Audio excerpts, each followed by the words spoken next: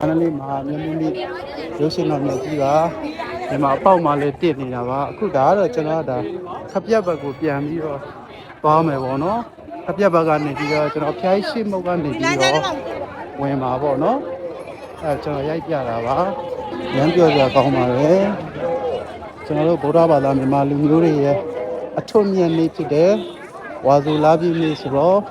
မန္တလေးမြို့မဟာမြတ်မုဒ္ဒရုပ်ရှင်တော်မြတ်ကြီးကိုလာရောက်ပြီးကြည့်ရကြတဲ့ကြားဖို့မိဘပြည်သူတွေကတော့ကျွန်တော်တို့တစ်မျိုးလုံးမိဘပါပဲခင်ဗျာ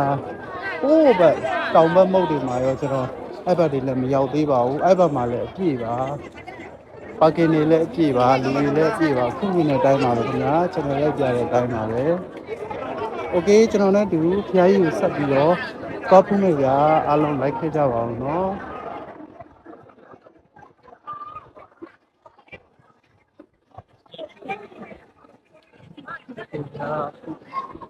ကျွန်တော်ရိုက်ပြနေတဲ့အတိုင်းပါပဲโอเคကျွန်တော်ရှင်းမုတ်ကနေပြီးတော့ဖျားကြီးကိုသွားတဲ့ဇောင်းနှန်းလေးကိုစဝင်နေပါပြီခင်ဗျာကျွန်တော်တို့လိုက်ခဲ့ကြပါအောင်နော်ဒါကတော့တောင်မတ်မုတ်ကနေဝင်တဲ့ဝင်လမ်းမှာဒါခပြက်ကိုရောက်တာပေါ့နော်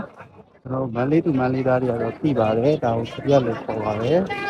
ဒါကျွန်တော်တောင်မတ်မုတ်ကနေဝင်တဲ့လမ်းကိုကျွန်တော်ရိုက်ပြလာပါနော်โอเคခုကျွန်တော်သွားနေပါပြီမြတ်မုနိရုပ်ရှင်တော်မြတ်ကြီးကိုဖူးဖို့တို့သွားနေပါပြီကျွန်တော်မန္တလေးသူမန္တလေးသားတွေရောတော်တနိုင်ငံလုံးမှာရှိကြတဲ့ဖျားဘူးဒီကောင်မောင်နှမတွေနဲ့တူပျော်ပျော်ပါပါသွားနေပါပြီခင်ဗျာခုမြင်တဲ့အတိုင်းပါပဲဒီနေ့ကဝါစုလာပြည်နေ့ဖြစ်တဲ့အတွက်ဗုဒ္ဓဘာသာမြန်မာလူမျိုးတွေရဲ့ကျွန်တော်တို့ခုမြတ်နေ့လေးပါကြားသွားကြောင်းတက်တဲ့နေ့လေးဖြစ်ပါတယ်ဟိုးရှိမှတယ်တောင်းတန်းနဲ့ပြည့်ပါပဲခင်ဗျာခုမြင်တဲ့အတိုင်းပါပဲโอ้ရှေ့ဆိုလို့ရှိရင်နည်းနည်းနေလို့ရှိရင်ကျွန်တော်တို့ဖျားရှိရောက်ပါပြီကျွန်တော်လည်းတူဖျားလိုက်ပြီးပြကြပါဦးဒါတော့ဖျားမဟုတ်ဘူးကနေဝင်လာလို့ရှိတာပရိုဂျက်တာနဲ့ကျွန်တော်တို့ဒီတော်ရအောင်လို့ကြားထားတာပေါ့နော်ရွှေတိုင်းချတာရွှေသိန်းကတ်နေဒါတော့အားလုံးသိမယ်ထင်ပါတယ်ခုမြင်တဲ့အတိုင်းပါပဲခင်ဗျာโอเคရှေ့နီးကတ်ဒီကျွန်တော်လိုက်ခဲ့ပေးပါအောင်နော်အားလုံးဒီခုတော့မှာကျွန်တော်တို့ဖျားဖို့လိုက်ပါကြတဲ့ကျောင်းကြီးကိုမောင်နှမတွေလည်းဒီကနေ့ဝါဆိုလာပြည့်မှာစိတ်ချမ်းသာကိုယ်ကျမ်းရှိကြပါစေအားလုံးဆက်ဆက်ရအောင်မြင်ကြပါစေ